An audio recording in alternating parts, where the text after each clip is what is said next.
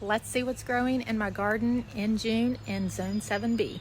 So we begin with this table. It is so old. We got this when we first got married, and we've been married for over 25 years, and it's still going strong. Over by the fence is Costa Maine raised bed mix bags that we've already used and emptied into our garden, but now they're filled with chopped up leaves from our trees, and we're going to use it for leaf mulch and also to put in our Arabin 400 composter. Here is our blueberries, garlic, and sage that's starting to look not so great, catmint, and hibiscus. And this bed is our horseradish, some potatoes growing in here. I'm not sure you're supposed to plant potatoes with horseradish, but we did it anyway.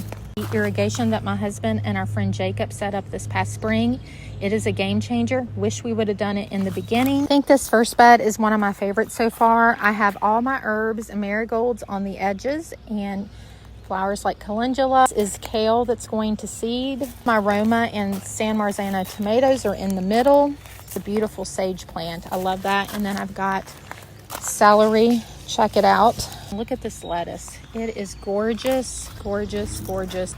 It's almost serving like a mulch to my tomatoes. And the tomatoes over here near the trellis are sun gold. They're all indeterminate vining tomatoes, so they will climb up this trellis. I have alyssum.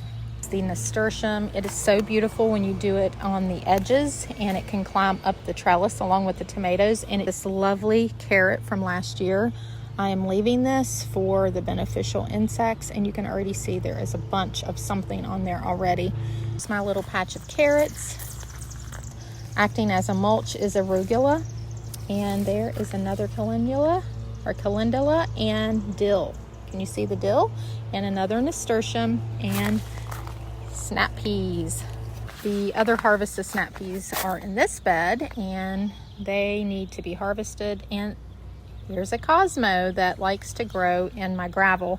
So now we're going to go to this other bed. It is another one of my favorites because of how well the celery is doing. I will always grow celery there. I'm getting ready to harvest some, so that's why I've got the basket. We're on the other side of that bed now, and again, nasturtiums on the corners. Bush beans really do good on the edges. Okra growing in the middle. Beside the okra, I have my peppers.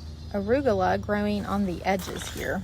This is the tromboncino squash. It has less of a chance to attract squash vine borers. But can you believe how many flowers are on this parsley? It will attract beneficial insects that will help the garden in so many ways. I hope you enjoyed this little garden tour of my home garden in Southwest Virginia. Happy growing.